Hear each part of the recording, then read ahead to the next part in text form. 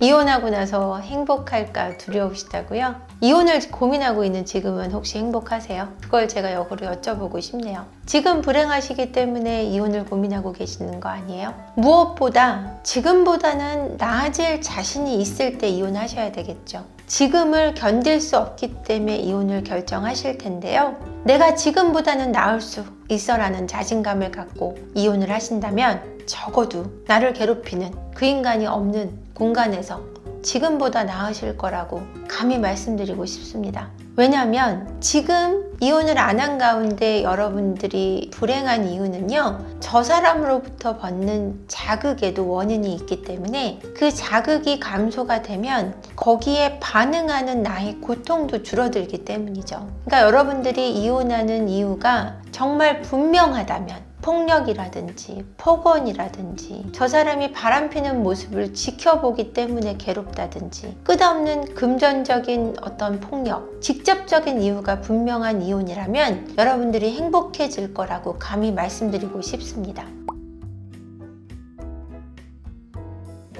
이혼을 고민 중인데 배우자랑 어떻게 이야기를 하냐? 그건 고민하실 때가 아닌 것 같아요. 근데 이혼을 하자고 하는 이유가 왜인지에 따라 다를 것 같아요. 갈등을 쭉 겪어왔다면 그 갈등으로 인해 나는 이혼을 고민하고 있어 라는 얘기를 미리 던지는 것도 좋은 방법이고요. 갈등이 전혀 없는 가운데 나 혼자 속으로 꿍한 게 있다가 이혼을 던져버리면 상대는 생각하고 있지 않다가 깜짝 놀라거든요. 그런 정도의 상황이면 상대방은 의심할 거예요. 네가 외도를 하고 있구나 라든지 외도일까 라는 걱정을 할 수 있을 것 같아요. 그러니까 그게 아니라 정말 직접적인 갈등이 있었다면 그 갈등으로 인해 이혼을 고민하고 있다 라고 얘기해서 우리가 한 달 후쯤 또는 한 1, 2주 후쯤 얘기를 해보자 라는 얘기가 사전에 좀 통보가 되면 좋을 것 같고요. 그게 아니고 정말 뭐 폭력이 있었다든가 뭐 이런 가운데 있다면 그거는 바로 이혼에 대한 이야기를 꺼내볼 수 있다고 생각해요. 직접적인 이혼 사유가 있는데도 불구하고 저쪽에서는 이혼을 원하지 않는다라고 하고 있다면 그때는 소장밖에는 저는 방법이 없다고 생각해요. 그거는 이야기가 통하는 대상도 있지만 이야기가 절대 되지 않는 대상이 많다는 걸 제가 많이 경험을 했기 때문에 이혼을 하자고 한다고 이혼을 해주는 것도 아니고 그 이혼에는 너무나 많은 문제들이 있기 때문에 협의이혼 물론 제일 좋죠. 그렇지만 나는 분명한 이혼 사유가 있음에도 불구하고 저쪽에서 이혼을 원하지 않는 배우자의 태도가 완강할 때는 가장 빠른 거는 소장을 던지는 것도 나쁜 방법이 아니라고 생각합니다.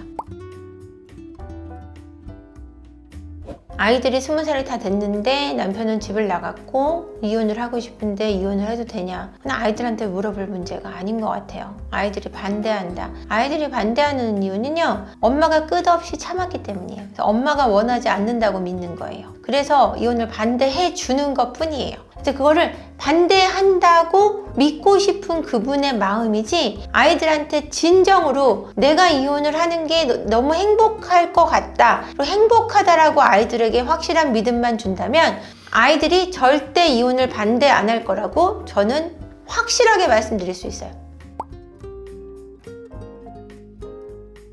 주구장창 밖에 나가는 남편이 있어요. 아내도 있어요. 안 그러던 사람이 그러는 경우는 바람난 거고요. 근데 원래 계속 밖에 나가는 남편이 있어요. 일 중독인 사람도 있고요. 그게 자기가 옳다고 믿는 분들이 있어요. 그렇게 해야지 먹여 살릴 수 있다고 생각해서 사회생활 하는 거라고 우기시는 분들이 있어요. 제가 분명히 말씀드리지만 그렇게 나가는 남편이 바람이 난 게 아니어도요, 그냥 그걸 좋아하는 거예요. 그렇게 함으로써 돈이 많이 들어오는 부분도 있겠지만 그 생활이 즐거운 거예요. 그 사람은 좋으니까 하는 거기 때문에 내가 막을 수 없다면 그 사람이 그렇게 사는 걸 인정하고 나는 내 아이들과 행복한 길을 찾아야지, 그걸 가지고 계속 불만을 가지고서 서로 싸우고 그래봤자 결혼 생활이 점점 무덤으로 갈 뿐이에요. 그걸 가지고 속상해하지 마시고 내가 내 애들과 행복할 수 있는 방법을 찾으시는 게 가장 좋아요. 남편한테 그러지 말아라고 듣냐? 절대 듣지 않아요. 듣지 않으면 싸움밖에 안 돼요. 싸움밖에 안 되면은 애들이 더 불행해져요. 그게 아니라 나 혼자서도 애들하고 잘 지내면 돼요. 근데 그러긴 너무 억울하다. 그럼 나만 손해예요. 억울한 건 말하면 뭐합니까? 맞죠? 근데 억울하게 생각하는 건 나의 사고고 내가 억울하게 생각하지 않을 수 있는 힘도 나한테 있는 거예요. 그러니까 내가 억울하게 생각하지 않을 힘을 길러야 되는 것 뿐이지 저 사람을 바꾸려고 한다고 되는 문제가 아니라는 거죠. 배우자에게 말 못할 고민들 리스트를 대충 보면 돈 고민, 친정 고민, 시댁 고민, 바람 났을 때 이런 게 고민이 돼요. 그러니까 바람이 났는데 솔직히 얘기하고 헤어질까? 아니면은 저쪽하고 헤어질까? 막 이런 고민할 때. 근데 솔직하게 얘기하는 거는 진짜 하지 마세요. 상대를 죽이는 일이에요. 저쪽을 그냥 조용히 해결하고 그냥 속으로 잘못했다고 사죄하고 사세요. 그리고 시댁이나 친정 돈 문제 때문에 본가 돈 문제나 친정 돈 문제를 남편하고 상의할까 말까 고민하시고 아니면 몰래 빚을 낼까 꼭 남편이나 아내에게 상의하세요. 그래서 그게 안 된다 그러면 안 하시는 거예요. 그거를 몰래 빚을 내서 주는 거는 정말 상대방을 함께 가난해지는 길이에요. 그게 뭐 병원비나 이런 거라 그러면 당연히 오케이 하는 배우자여야 하고요. 그게 아니고 무슨 밑도 끝도 없이 뭐 전세금 올려주고 뭐 시댁 사업자금 대주고 친정 오빠 뭐 사업자금 대주고 이런 건 말도 안 되는 거고요. 여러분이 먼저 살아야 되는 거니까요. 저는 진실한 걸 이기는 건 없다고 생각해요. 그래서 여러분이 상대한테 막 치명적으로 그 사람을 죽이고 상처 입히는 게 아니라면 되도록 다 솔직하게 부부간에 상의해서 부부가 모든 걸 다 말할 수 없다는 거 저 알고 있습니다. 저도 결혼 생활 해봤고요. 그게 어떤 건지 알아요. 그래도 서로 솔직할 때 해결될 수 있는 문제가 더 많아요. 그렇지만 내가 바람을 폈었는데 이제 돌아왔어. 근데 말하는 게 내 마음이 편해서 말해. 뭐 이딴 건 하지 마세요. 끝났으면 더 잘하시면 돼요. 그죠? 솔직하게 고백하고 회개하고 싶어. 하나님한테 하세요. 부처님한테 하세요. 와이프나 남편한테 하지 마시고요. 잘 사시면 되고요.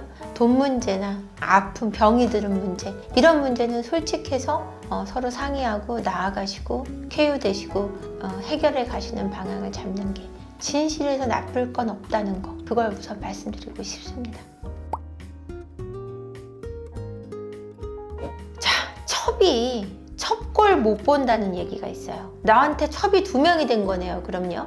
그러면 2번째 첩더러 3번째 첩을 띠라 그러면 되잖아요. 내가 화내지 말고. 1번째 첩을 보고 난 참았잖아요. 내 남편이 막 능력이 되게 많아서 3번째 첩도 줬어요. 그러면 내가 이혼하는 게 맞냐 안 맞냐는 내가 결정하는 건데 제가 첩을 2명 뒀으니까 이혼하십시오. 저는 이렇게는 얘기하고 싶지 않아요. 그냥 본인이 어떤 선택을 할 건지 결정을 하시면 돼요. 근데도 남편이 뭐 나한테 채워주는 게 굉장히 많아요. 뭐 돈도 되게 많이 줘. 나도 딴 남자를 만나도 아무 말 안 해. 애들한테 잘해. 그럼 살고 싶으면 사시는 거예요. 생활비도 안 줘. 때려. 그럼 안 사는 거죠. 고소하고. 근데 3번째 첩이 생겼으면 2번째 첩이 이제 남편을 괴롭힐 거란 말이에요. 자기 말고 또 다른 여자가 생겼으니까 구경하면 재밌을 것 같은데요. 그게 뭐 이혼을 꼭 해야 된다 안 해야 된다라는 문제는 첫 번째 애인이 생겼을 때부터 고민했을 문제 같아요. 2번째 첩이 생겼다 그래서 그걸 가지고 이혼을 해야 된다 말아야 된다. 이거 진짜냐 아니냐 이거는 좀 웃긴 고민 같아요. 첫 번째 애인이 생겼을 때부터 진짜 이혼해야 되냐 말아야 되는데 2번째 애인이 생겼다고 이혼해야 되냐 말아야 되냐 고민한다는 거는